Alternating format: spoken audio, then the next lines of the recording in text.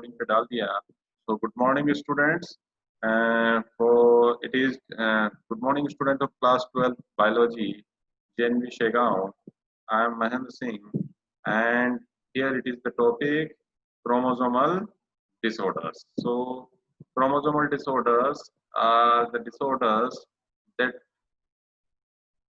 that are due to the chromosomes. So in the last session, we have a preview of this topic, and let us deal upon this details. हमने इसके बारे में थोड़ा सा देखा था बच्चों, और let us deal about the more detail about the chromosomal disorders. Is it clear? चलिए. Now, the disorders caused due to the absence or excess of abnormal arrangement of one or more chromosome, that is known as chromosomal disorders. Clear? तो हो क्या रहा है बच्चों, यहाँ पर मैंने आपको 4 प्रोसेस बताए थे. फर्स्ट प्रोसेस क्या था? फर्स्ट क्या था? एडिशन. सेकंड क्या था? डिलीशन. थर्ड वन क्या था? सब्स्टिट्यूशन. क्लियर? एंड देन उसके बाद इन्वर्जन. तो इस तरह के कुछ प्रोसेस थे. ठीक है, इन्वर्जन हो रहा है, ट्रांसलोकेशन हो रहा है. ठीक है, these are the process by which the chromosomes में जो जीन्स है उसके नंबर वेरी कर सकते हैं. Clear? Now, chromosomal disorders are classified into mainly 2 types. Chromosomal disorders को हमने जो है वो 2 टाइप से क्लासिफाई किया था. लास्ट क्लास में ये मैंने आपको बताया था, उसी को थोड़ा सा मैं हल्का सा इलैबोरेट करके बता रहा हूँ. This one is aneuploidy and this one is the polyploidy. प्यारे बच्चों, आप मुझे बताइए what happened in the aneuploidy, what happened in the polyploidy. मैं आपके चैट बॉक्स देख रहा हूँ, मुझे थोड़ा सा क्लू दीजिए कि एन्यूप्लॉइडी में क्या होता है एंड पॉलीप्लॉइडी में क्या होता है. फटाफट मुझे आप लोग बताइए. बताओ बताओ बताओ, सबके आंसर्स आना चाहिए. एक्चुअल में एन्यूप्लॉइडी में क्या होता है and what happened actually in the polyploidy. फटाफट, ये 1 मिनट का है, वेट कर रहा हूं मैं, और बताइए मुझे क्या होता है एन्यूप्लॉइडी एंड पॉलीप्लॉइडी. मेरी आवाज आप लोगों को आ रही होगी. ठीक है, मैं बहुत धीरे धीरे आप लोगों से बोल रहा हूँ. मुझे बताइए कि दोनों में क्या डिफरेंसेस है. आपसे कोई पूछता है what is the difference between aneuploidy and polyploidy. इस पॉलीप्लॉइडी के लिए एक वर्ड और आता है, यूप्लॉइडी. क्या वर्ड आता है? यूप्लॉइडी. यूप्लॉइडी क्या आता है? यूप्लॉइडी. Is it clear? तो एन्यूप्लॉइडी एंड पॉलीप्लॉइडी में क्या है अपना? यूप्लॉइडी भी में आता है. यस यस, प्रगति के आंसर्स आए हैं. ठीक है, और प्रगति और अमय के आंसर आ रहे हैं, बाकी बच्चों के आंसर्स नहीं आ रहे हैं. मैंने आप लोगों से कहा है टाइप मत कीजिए. आप क्या कीजिए, इस तरह का एक साउंड वाला कॉन्सेप्ट होता है, वो सेटिंग ऐसा कर लीजिए कि आप जो बोलते हैं वो ऑटोमेटिक टाइप हो जाए. स्पेलिंग मिस्टेक यहाँ पर कंसिडर नहीं की जाएगी, उसके लिए कोई वरी करने की जरूरत नहीं है. ठीक है, तो आप जो बोलेंगे ऑटोमेटिक आजकल टाइप होता है, और इसलिए आप लंबा लाइन भी बोल सकते हैं, लॉन्ग जो है स्टेटमेंट्स भी आप दे सकते हैं बहुत आसानी से. सेटिंग इस तरह का कर लीजिए तो आपको आंसर्स देने में बड़ा आसानी रहेगी. ठीक है, सिर्फ 3 बच्चों का आंसर आया है, ज्यादा बच्चों के आंसर्स नहीं आ रहे. जूम में सपोर्ट नहीं करता. ओके, ठीक है. ओके, हाँ ऋषिकेश, तुम्हारा पुअर नेटवर्क है.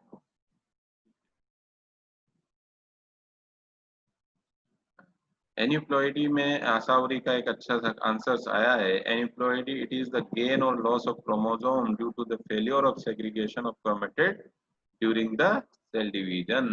Very good. जैसे फॉर एग्जांपल, अगर 1 क्रोमोसोम कम हुआ तो बताइए. 1 क्रोमोसोम कम हुआ तो क्या बोला जाएगा उसको? बोलो बोलो बोलो, फटाफट फटाफट जवाब दो. बताइए. Very good Rishikesh, Ritesh, very good. थोड़ा सा देखो इसमें. और बच्चों, नेहा का आंसर आया एन्यूप्लॉइडी।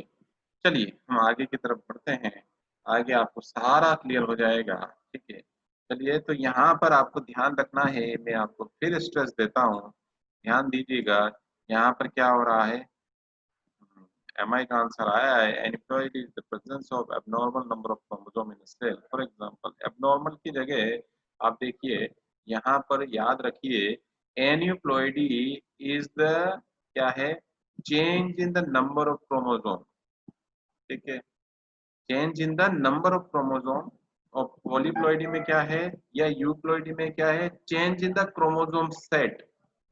ठीक है, इसमें चेंज होता है क्रोमोसोम सेट में अगर चेंजेस है that is known as euploidy, और अगर क्रोमोसोम नंबर में वेरिएशन है that is known as aneuploidy. Is it clear? तो दोनों के बीच में डिफरेंसेस क्लियर हुआ? क्लियर? तो पॉलीप्लॉइडी में क्या हुआ, कंप्लीट सेट की बात होगी, और एनिप्लॉइडी में क्रोमोसोम की बात होगी। क्रोमोसोम 1 भी हो सकता है, 2 भी हो सकता है, 3 भी हो सकता है, 4 भी हो सकता है, उस अकॉर्डिंग यहाँ पर वेरिएशन है। फॉर एग्जाम्पल हमारे कितने हैं 46, 46 में 1 ऐड हो सकता है, 1 और ऐड हो सकता है, 1 माइनस हो सकता है, 1 मोर माइनस हो सकता है। तो इस तरह की situation that is known as aneuploidy. Here single chromosome or one or two of chromosomes are considered in aneuploidy, wherein polyploidy there is a complete set variation. Either it is haploid, either it is diploid, either it is triploid, tetraploid और ठीक है ना। पोलीप्लॉइडी आपको कहाँ पर मिलेगी, ज्यादातर आपको ये मिलेगी प्लांट्स में। मैंने बताया था आपको, मैंने बताया था कि wheat that you are taken that is polyploid and it is hexaploid. ठीक है, चलिए तो आगे की तरफ हम बढ़ते हैं, इसको मिटा देते हैं। तो हमने कल देखा था कि एन्यूप्लॉइडी है, इट इज द नेट और it is the gain or loss of chromosome due to the failure of the segregation of the chromatids during cell division. So it is the aneuploidy. यहाँ तक याद रहेगा आपको ना। नलिसोमी that is क्या हुआ, 2 का यहाँ पर कम हो जाना, मोनोसोमी 1 का कम हो जाना। आशा हो रही तुमको मैंने ये क्वेश्चन पूछा था, देख लीजिए अपना, है ना। देन उसके बाद आता है कि ट्राइसोमी मतलब क्या हो जाना, 3 सेट हो जाना, एक की जगह कितने हो जाना, 3 सेट्स की कंडीशन आ जाना। Tetrasomy 4 set. तो ये वर्ड बच्चों आप याद रहेगा तो आपको बहुत आसानी से चीजें समझ में आ जाएंगी। नलिसोमी मतलब 2 क्रोमोसोम्स। ठीक है, मोनोसोमी मतलब 1 क्रोमोसोम की कमी, ट्राइसोमी मतलब 1 क्रोमोसोम की इंक्रीज। अब ये ट्राई क्यों बोला जा रहा है, क्योंकि क्रोमोसोम हमेशा पेयर में मिलेंगे। ये हुआ 2 क्रोमोसोम, एक और क्रोमोसोम यहाँ पर आ गया तो कितना हो गया, 3 chromosome, that is known as trisomy. यहाँ तक बात क्लियर? आगे की तरफ चलते हैं। देन टेट्रासोमी की सिचुएशन हमारी यहाँ पर आ गई। क्लियर? तो आई होप कि इतना क्लियर होगा। इसको हम मिटा देते हैं और आगे की तरफ चलते हैं। तो धीरे धीरे मैं आपको बता रहा हूँ, ठीक है ना। ये कैसे पॉलीप्लॉइडी आता है, ये सिंपल से वे में मैं आपको समझा देता हूँ। It is the increase in the whole set of the chromosome due to the failure of the cytokinesis. अब वहां पर तो क्या हो रहा है, सेग्रीगेशन सही सही नहीं हुआ क्रोमोसोम्स का, ये अलग अलग। ठीक है, लेकिन यहाँ पर क्या हुआ, सेग्रीगेशन की बात ही नहीं है। क्या हो गया, डीएनए रेप्लिकेशन हो गया and then there is no separation. तो सेग्रीगेशन ही नहीं हुआ, सेग्रीगेशन नहीं हुआ तो क्या हो गया, फ्लूइडिटी बढ़ गई। ठीक है, ये बात समझ में आई कि नहीं? तो here it is that there is no segregation or failure of the cytokinesis after telophase, and it is often seen in the plant and very rare seen in the human being. You have to remember this. इतना आप लोगों को याद, तो आई hope कि इतना आप लोगों को याद रहेगा, इसमें कोई प्रॉब्लम नहीं आएगी। आगे की तरफ चले बच्चों, चलिए। बहुत सिंपल सा टॉपिक है और आई थिंक आप लोगों को बहुत आसानी से ये समझ में आ रहा होगा। आपके एग्जामिनेशन पॉइंट ऑफ व्यू से ये नेक्स्ट स्लाइड बहुत इंपॉर्टेंट है, बहुत बहुत बहुत इंपॉर्टेंट है। आप इसमें थोड़ा सा ध्यान देंगे तो आपको ये याद। चलिए स्टार्ट करते हैं। क्रोमोसोमल डिसऑर्डर, फर्स्ट डिसऑर्डर इसमें आता है डाउन सिंड्रोम। प्यारे बच्चों नाम याद रखिएगा, डाउन सिंड्रोम। ठीक है, सिंड्रोम क्या है, एक सेट और एक कलेक्शन ऑफ सिम्टम्स है, that is known as syndrome. जैसे एड्स है, क्लियर। नाउ डाउन्स क्यों नाम आ रहा है, क्योंकि इसके साइंटिस्ट जिन्होंने इसको डिस्कवर किया था, दैट्स व्हाई यहाँ पर आ गया किसका नाम, डाउन का, लैंगडन डाउन करके उनके नाम थे। ठीक है, प्रिया आप थोड़ा साउंड को म्यूट कर लें, इधर इधर सुनाई दे रहा है उधर का ना। ठीक है, चलिए आगे की तरफ चलते हैं। तो ये डाउन सिंड्रोम हो गया। नाउ क्योंकि ये एक साइंटिस्ट ने डिस्कवर किया था जिनका नाम था Langdon Down, that's why the term Down syndrome is there. Now why it is called mongolism, because you can see this face, and this face is just similar to the race of the human beings that is known as Mongolism। China के बाहर, China के जो है north में आपको एक mongolism जो है, या मंगोलिया करके एक जो है कंट्री है, वो आपको मिलेगी। ठीक है, जैसे आप लोगों ने नाम सुना होगा, वहाँ का जो है बहुत वहाँ के रहे हैं लोग, जो कभी कभी उन्होंने हम पे अटैक भी किया है इंडिया में इन द पास्ट। ठीक है, बहुत पुराने हैं, हिस्ट्री में आप लोगों ने सुना होगा। ठीक है, तैमूर करके, तैमूर खां करके, इस तरह के आप लोगों ने सुने होंगे, ये कहानियां हैं। तो मंगोलिज्म उस तरह है। तो ये बड़े वहाँ के लोग हैं। तो एक्चुअल में फेस लुकिंग उनका जैसा है, समहाउ कैसा है, चाइनीज जैसा है। दैट्स व्हाई द टर्म क्या आ गया यहाँ पर, मंगोलिज्म। याद रहेगा आप लोगों को। चलिए, तो हम बात कर रहे थे, पहला स्टेटमेंट हमारा क्लियर हो गया। अब इसमें क्या प्रॉब्लम है, ध्यान दीजिएगा, बहुत आसानी से याद हो जाएगा। It is very easy. It is the presence of A additional copy of A chromosome number 21। बहुत सिंपल सा है। आपको क्या करना है, आपको डाउन सिंड्रोम के साथ एक स्टेटमेंट जरूर हमेशा उसके साथ जोड़ देना है, ट्राइसोमी ऑफ 21। बात क्लियर हुई। ट्राइसोमी ऑफ 21 का मतलब क्या हुआ बच्चों, कि 21 क्रोमोसोम। अब आप देखिएगा यहाँ पर आपको ये 21 क्रोमोसोम दिख रहा है, दिख रहा है। तो सब जगह आपको 1 and 2 1 and 2 1 and 2 पेयर्स में अपीयर्स हो रहे हैं, but this appear as a 3। So here 21 chromosome, at the point of the 21 chromosome, instead of a pair of chromosomes, 3 chromosomes are present. So it is the trisomy at 21. So trisomy of 21, it is due to the incomplete segregation। तो जिससे ये आया है अलग additional chromosome, उसके बाद एक chromosome और कम हो गया। यहाँ तक बात क्लियर। तो वहां पर क्या हो गया, अपना एक क्रोमोसोम की कमी हो गई। उसके सिंड्रोम कुछ अलग होंगे, लेकिन हम बात कर रहे हैं डाउन सिंड्रोम की। तो यहाँ पर down, what happens in the down syndromes. Now genetic constitution देखें, 21 क्रोमोसोम कौन से क्रोमोसोम सेट में आता है, हम सभी जानते हैं up to 1 to 22 it is autosome. क्या है, 1 to 22 इट इज ऑटोसोम। ठीक है, चलिए। नाउ जेनेटिक कॉन्स्टिट्यूशन को अगर हम देखें, जेनेटिक कॉन्स्टिट्यूशन को अगर हम देखें, तो यहाँ पर इसको लिखा है इन्होंने 45A। ठीक है, what does it mean, 45A इसका मीन्स होता है टोटल। एक्चुअल में 45 कितने होते हैं अपने chromosomes, autosome 44 plus either it is x और एक्स, एक्स और एक्स वाई। अगर ये मेल की सिचुएशन है, उसको कैसे लिखा जाएगा, 44 प्लस एक्स वाई। और अगर ये फीमेल की सिचुएशन है, तो उसको कैसे लिखा जाएगा, 44 प्लस एक्स एक्स। यहाँ तक बात क्लियर, दोनों में कोई कंफ्यूजन है, नहीं है ना, तो ठीक है। तो अब हुआ क्या यहाँ पर, कि 44 की जगह 45 लिखा, इट मींस ऑटोसोम्स के नंबर 44 की जगह कितने हो गए, 45। और यहाँ पर हो गया अपना एक्स। यहाँ तक बात क्लियर। ए क्यों है, ए का मतलब है यहाँ पर ऑटोसोम्स। ठीक है, ए का मतलब ये ऑटोसोम्स को रिप्रेजेंट करता है। कंफ्यूजन से बचने के लिए, कि इसको ऐसा ना समझ लिया जाए कि ये एक एक्स को इधर काउंट कर लिया, दैट्स व्हाई द 45A ऐसा यूज किया। ठीक है, क्लियर हुआ रितेश। चलिए नेक्स्ट, तो हम देखते हैं कि यहाँ पर क्या हुआ।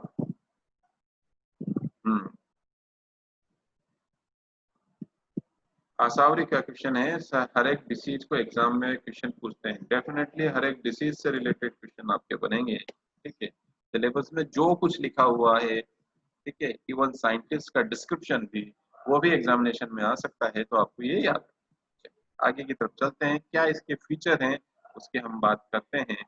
शॉर्ट स्टेचर्ड मतलब हाइट कम होगी, विथ स्मॉल राउंड हेड आप देख सकते हैं। क्लियर। नाउ सेकंड है फरोड टंग। फरोड टंग मतलब क्या हुआ, टंग जो है उसमें क्या हो, एक बीच में क्लेफ्ट लाइक स्ट्रक्चर दिखेगा आपको, protruding tongue with a furrowed. ठीक है। एंड पार्शियली ओपन माउथ मतलब जो है मोस्ट ऑफ द टाइम जो माउथ जो है इसका क्या है, हमेशा ओपन कंडीशन में रहता है, पार्शियली। ठीक है। Now palm is broad, palm जो है इसका ब्रॉड दिखेगा थोड़ा सा, and with a characteristic palm crease मतलब उसमें जगह जगह आपको इस तरह की लाइन दिखेगी, so it is the palm crease. Now next आता है retarded physical psychomotor and mental development. यहाँ पर इसकी मेंटल डेवलपमेंट भी अच्छी नहीं हुई। देखिए एक क्रोमोसोम्स के बढ़ने की वजह से कितनी प्रॉब्लम्स आई है। ठीक है। And congenital heart disease, congenital heart disease का मतलब होता है बच्चों, बाय बर्थ इसको हार्ट की प्रॉब्लम रहती है, बाय बर्थ इसको हार्ट डिसीज जो मिली है, that is known as congenital. I hope कि ये फीचर्स आपको याद रहेंगे। मैं आपको 30 सेकंड देखा हूँ, आपको कोई क्वेरीज है तो आप पूछ लीजिए, अदरवाइज हम नेक्स्ट स्लाइड पर बढ़ते हैं। कॉन्जेनाइटल मीन्स होता है रितेश बाय बर्थ। ठीक है। बाय बर्थ जो है हमें जो डिसीज मिली है that is known as genetically. ठीक है। जेनाइटल मतलब होता है जेनेटिकली। ठीक है ना। और कॉन्जेनाइटल बाय बर्थ जो हमको मिल जाए। ठीक है। और और कोई किसी का क्वेश्चन है बच्चों? नहीं। चलिए तो आगे की तरफ चलते हैं। ठीक है। क्लियर है। नेक्स्ट इसको हम मिटा देते हैं, और ये नेक्स्ट डिसीज आती है, नेक्स्ट सिम्टम्स आता है बच्चों, that is known as Klinefelter syndrome. और क्लिनफिल्टर सिंड्रोम की सिचुएशन क्या है, यहाँ पर डाउन सिंड्रोम में क्या हुआ था, क्या हो गया था वहां पर कि एक क्रोमोसोम्स के नंबर बढ़ गए थे 21st पोजीशन पे। यहाँ पर सिचुएशन होती है, it is the presence of the additional copy of X chromosome in the male. Now situation क्या है मेल की, मेल की सिचुएशन है 44 क्रोमोसोम, इसको यहाँ पर लिखते हैं 44 प्लस एक्स एंड वाई। ये तो हुआ नॉर्मल सिचुएशन मेल की। क्लियर। अब अगर इसमें एडिशनल एक्स क्रोमोसोम हम डाल देते हैं, एडिशनल एक्स क्रोमोसोम आ गया बाय डिफॉल्ट। ठीक है। It is also due to the incomplete segregation, definitely it is allosomes पे हो रहा है। ठीक है। तो किसी भी क्रोमोसोम्स हो सकता है, ऑटोसोम्स पर भी हो सकता है, एलोसोम्स भी हो सकता है। क्लियर हुआ रितेश? चलिए तो यहाँ पर क्या हुआ, एक एडिशनल एक्स क्रोमोसोम बढ़ गया कहाँ पर, 23rd क्रोमोसोम पर, दैट इज सेक्स क्रोमोसोम्स पर। तो आप वहां पर क्या देखेंगे, अब सिचुएशन देखिए, बहुत आसान है समझना। जेनेटिक कॉन्स्टिट्यूशन क्या हो गया, 44 प्लस ए एक्स एक्स वाई सिचुएशन यहाँ पर है, दैट इज 47 क्रोमोसोम। क्या हो गया यहाँ पर, 47 क्रोमोसोम्स हो गए। अब जब 47 क्रोमोसोम्स यहाँ पर हो गए हैं, क्योंकि 44 तो ये हो गए एंड 3 ये हो गए, 47 क्रोमोसोम्स हो गए। ठीक है। क्लियर हुआ ना। ओवरऑल क्या डिफरेंस आएगा, ओवरऑल मस्कुलाइन डेवलपमेंट। ठीक है। क्या हो गया, मस्कुलाइन डेवलपमेंट होगा, however the feminism character also develop. ठीक है। थोड़ा सा ट्रिक आप दिमाग में लगाएंगे, अगर यहाँ समझ लीजिए यहाँ पर सिर्फ क्या होता, एक्स और एक्स होता तो क्या होता, फीमेल होता। क्लियर। तो फीमेल कैरेक्टर है, और अगर इसमें हमने एक वाई को इंसर्ट कर दिया तो क्या होने लगेगा, क्या होगा, ये फीमेल में मेल कैरेक्टर आ जाएगा। ये ऐसा याद करने के लिए मैं आपको बता रहा हूँ, जब फीमेल में मेल कैरेक्टर आएगा तो फीमेल में मेल कैरेक्टर आने पर क्या होगा, मस्कुलाइन डेवलपमेंट होगा, पहली चीज। However the female development, female character तो होना ही होना है। ठीक है। जैसे development of the breast. Clear. और उसके लिए एक यहाँ पर वर्ड है, बायोलॉजिकल वर्ड, गायनेकोमेस्टी। क्लियर। तो ये आप देखिए, ये सिचुएशन क्या हो रही है, सिचुएशन हो रही है कि यहाँ पर male character and female character दोनों का एक्सप्रेशन हो रहा है। क्यों, क्योंकि यहाँ पर एडिशनल एक्स क्रोमोसोम आया है जो मेल कैरेक्टर के साथ फीमेल कैरेक्टर का भी रिप्रेजेंटेशन करूँ। सो ऐसी सिचुएशन में जो है, ये जो पर्सन है that become the sterile, that it can not produce, ठीक है, रिप्रोडक्शन ये कर नहीं सकता एंड मेंटली ये रिटार्डेड हो देता है। तो ये सिचुएशन आपको बहुत आसानी से याद रखनी है। यहाँ पर एडिशनल एक्स क्रोमोसोम आने की वजह से क्या डिफरेंसेस आते हैं। तो क्लिनफिल्ट्रल सिंड्रोम, तो हमने दो सिंड्रोम देखे बच्चों। फर्स्ट सिंड्रोम क्या है हमारा? फर्स्ट सिंड्रोम है हमारा डाउन सिंड्रोम, जिसमें क्या हो रहा है, 21st क्रोमोसोम्स पर एक एडिशनल क्रोमोसोम्स बढ़ रहा है और उसमें सेक्स से रिलेटेड कोई मामला नहीं है, ठीक है, क्योंकि वो ऑटोसोम्स का मामला है। अब क्योंकि सेक्स से रिलेटेड मामला कहाँ पर आ गया, ये क्लिनफिल्टर सिंड्रोम में आ गया, बिकॉज देर इज ए जो भी मैनिपुलेशन हुआ है at the point of allosome. कहाँ पर हुआ है? एलोसोम्स पर। यहाँ तक बात क्लियर? कोई कंफ्यूजन?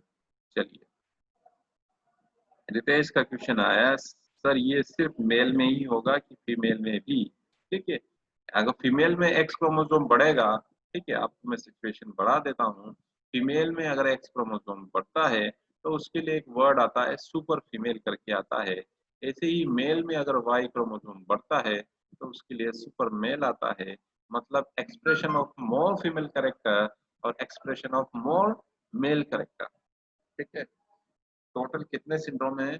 ये आपके सिलेबस में टोटल 3 सिंड्रोम्स हैं, लेकिन अगर आप देखें तो हर क्रोमोसोम का डिफेक्ट हो सकता है, उतने ही सिंड्रोम हो सकते हैं, अगर नेचर में आप पूछ रहे हैं। ठीक है, आगे की तरफ चलते हैं। इसको ये हमने मिटा दिया। आई थिंक इससे रिलेटेड आपके कोई क्वेरीज, कोई क्वेश्चन नहीं है। अगर है तो आप पूछ सकते हैं, अदरवाइज हम आगे की तरफ बढ़ रहे हैं।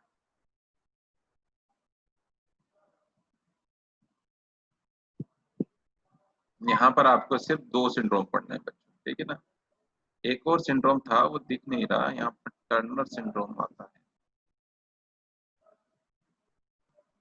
एक और सिंड्रोम आता है बच्चों, कोई बात नहीं इसने, हाँ नेटवर्क का इशू, देखो ये कभी इधर रहता है कभी उधर रहता है, तो हम समझ सकते हैं। हाँ, जेकबसन सिंड्रोम भी होता है, टर्नर भी होता है, एडवर्ड भी होता है। मैं देखता हूँ मेरी स्लाइड में वो दिख नहीं रहा मुझे, कहाँ गया वो।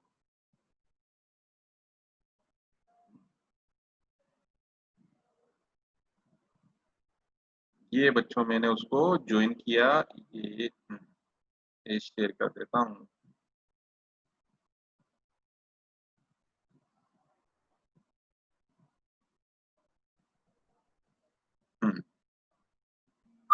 आई थिंक आप लोगों को ये स्लाइड दिख रही होगी, ठीक है, कोई कंफ्यूजन नहीं होगा। दिख रहा है बच्चों, प्यारे बच्चों?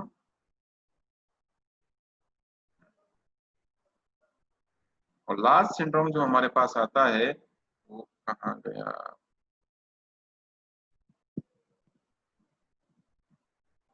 ये बहुत हैंग होने लगा है आजकल। हम्म, ये आप लोगों को दिख रहा होगा, दिख रहा है बच्चों, मुझे बताइए। क्यों ऐसा हो रहा है?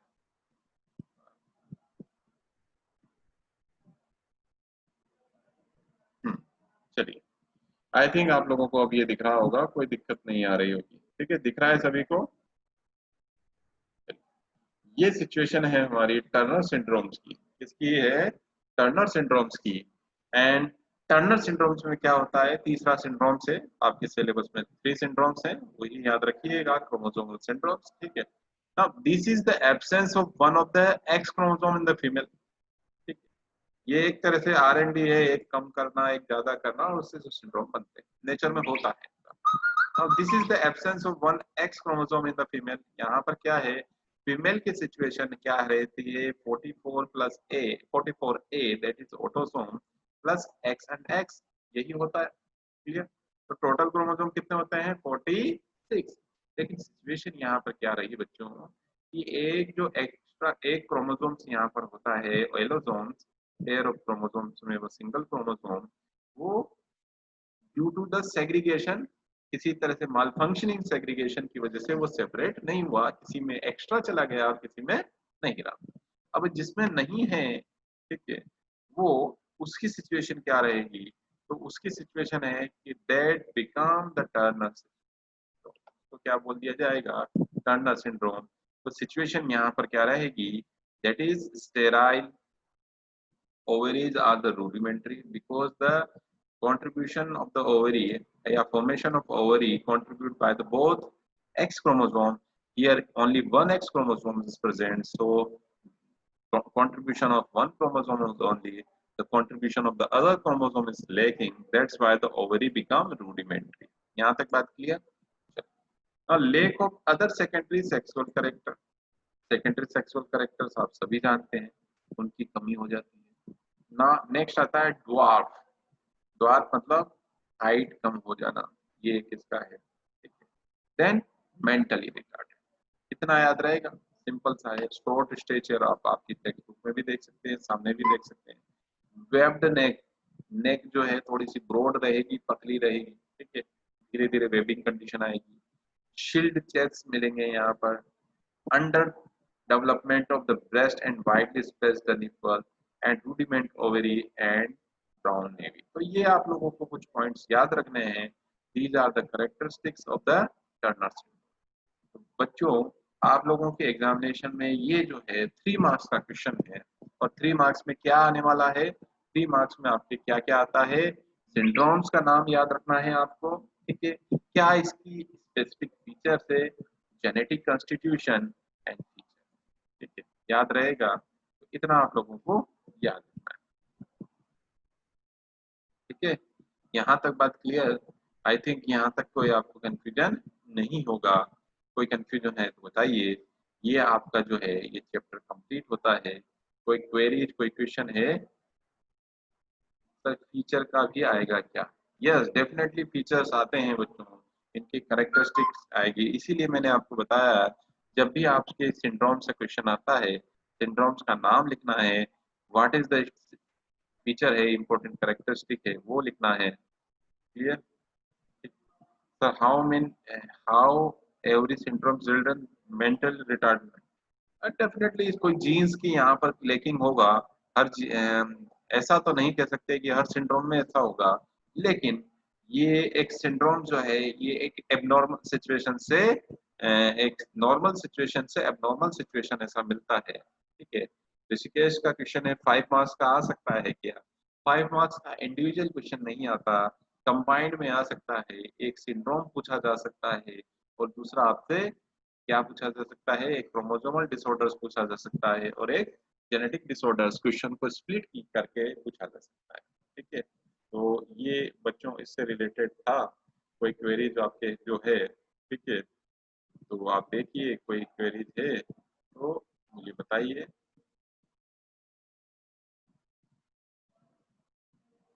मैं ये पूरा एक बार आपके सामने रोटेट कर देता हूँ। Mendelian as well as Mendelian disorder, haemophilia आप लोगों के सामने आ गया है, ठीक है। डेफिनेटली हाँ, रूरल का सब क्वेश्चन की तरह आ सकता है, ठीक है। ये, आसावरी को हीमोफीलिया और सिकल सेल एनीमिया की स्लाइड्स की स्क्रीनशॉट लेनी है, जिन बच्चों को भी लेना है वो ले लीजिए। मैं ये आपके सामने हीमोफीलिया रख दिया, देन उसके बाद हीमोफीलिया का दूसरा, आप फटाफट फटाफट स्क्रीनशॉट ले लीजिए।